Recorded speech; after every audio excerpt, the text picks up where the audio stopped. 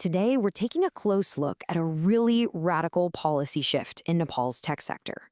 You see, the government has completely removed the minimum investment requirement for foreign IT companies. Now, on the surface, this move is designed to attract capital. But what if the real story isn't about attracting investment at all? What if it's about creating a powerful and maybe even damaging economic loophole? The real story, the one we need to pay attention to, is this idea of regulatory arbitrage.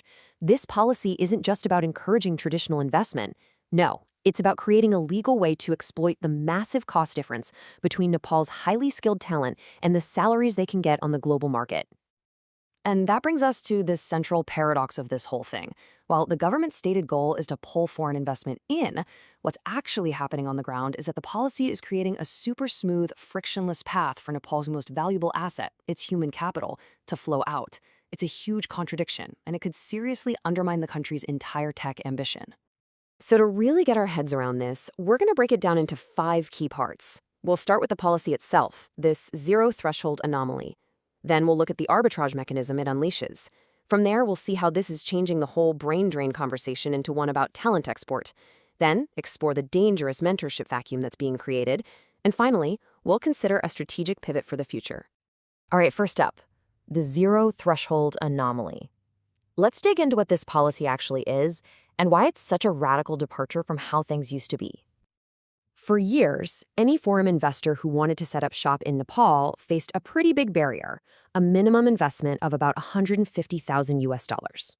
Now, for a small, agile tech company whose main asset is people, not factories, that's a huge hurdle. Well, this new IT-specific rule just vaporized that floor. A foreign tech firm can now legally establish a company in Nepal with barely any capital at all, effectively opening the floodgates. And that open door leads us straight to our second point, the arbitrage mechanism. How exactly is this new, wide-open policy being used in the real world? This brings us to the core engine driving all of this, regulatory arbitrage. Now, it sounds a little complex, but the idea is actually very simple. It's just about exploiting differences between two markets to make a profit. In this case, the markets are entire countries, and the key difference is the massive gap in salaries and operating costs between, say, Silicon Valley and Kathmandu. And here's the 3-step playbook. It's incredibly simple. First, a foreign company uses that zero-threshold rule to establish a legal entity for next to nothing. Second, that entity gives them direct, legal access to Nepal's amazing pool of skilled English-speaking developers at a fraction of what they pay back home. And the final step? Profit. Pure profit, generated entirely from that difference in wages. Now, this whole arbitrage mechanism means we have to start talking about this issue differently. We really need to move away from that old, tired idea of brain drain and start using a much more accurate description of what's happening. Let's be really clear here. This is not some passive leak of talent. This is an active, market-driven phenomenon. Senior developers aren't being drained away. They are making a very rational economic choice to sell their high-value skills to the highest bidder on the global stage. Their talent has become an export product, just like coffee or textiles.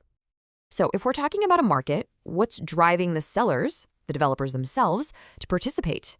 Well, it turns out to be a combination of some really powerful incentives. As this chart makes painfully clear, the number one driver is economic. I mean, the numbers are just undeniable. A top-tier local salary for a senior developer might hit around $3,000 a month. That same person can easily earn $8,000 or more working remotely for a foreign company. That's not just a pay raise, that's a completely life-changing difference. But, it's not just about the money. A lot of senior developers hit a career ceiling in the domestic market. There just aren't enough large-scale, really complex projects to keep them challenged and help them grow. So they leave looking for more meaningful work. And this zero-threshold policy, it's like pouring gasoline on the fire. It acts as a massive accelerant, removing all the legal friction and making it incredibly easy for foreign companies to win this war for talent. So this exodus of senior talent, it has this devastating ripple effect across the entire tech ecosystem. And this is what we're calling the mentorship vacuum. You see, in a healthy, balanced tech ecosystem, knowledge flows downhill. The seniors mentor the mid-level folks, who in turn guide the juniors. It's an apprenticeship model, and it's how skills are built and the entire industry grows organically. Your senior talent are the bridge from theory to real-world practice. But what happens when that entire senior tier gets exported? Well, the top of the pyramid is gone, and that knowledge bridge collapses. What you're left with is this hollowed-out or barbell-shaped structure, a huge base of inexpensive junior developers at the bottom, a few managers at the top, and almost nobody in between. This missing middle is a critical failure point for the whole system. And the consequences of that are pretty severe. Junior developers grow much more slowly because they have no one to learn from. Domestic companies can't take on big, complex, profitable projects because they don't have the senior leadership. And maybe the worst part is that the natural cycle of local entrepreneurship, where seasoned experts go off and start their own innovative companies, that cycle gets broken. The ecosystem can't reproduce itself. So, all of this brings us to a strategic crossroads. Given this new reality, what is the right path forward for Nepal's tech industry? Well, there are fundamentally two futures on the table. Path A is pretty much the status quo. It's the path to becoming a low-cost talent farm for the rest of the world where all the value is captured by foreign companies and the local industry just never really matures.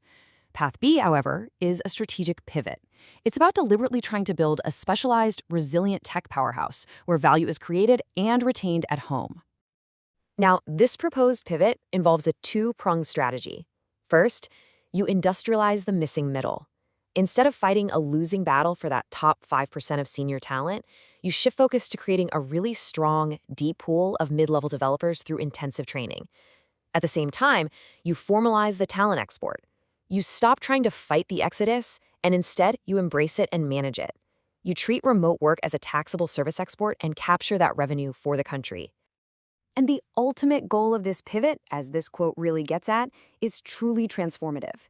It's about fundamentally shifting the country's economic identity from being just another cheap outsourcing hub, a talent farm, to becoming a high-value, specialized, and resilient partner in the global tech economy. And so, at the end of the day, we're left with this final, crucial question. The zero-threshold policy has unlocked a very powerful economic force. The choice now for policymakers is this: will they allow that force to turn the country into a talent farm, or will they harness it to build a true technology powerhouse? The path they choose will define Nepal's economic future for decades to come.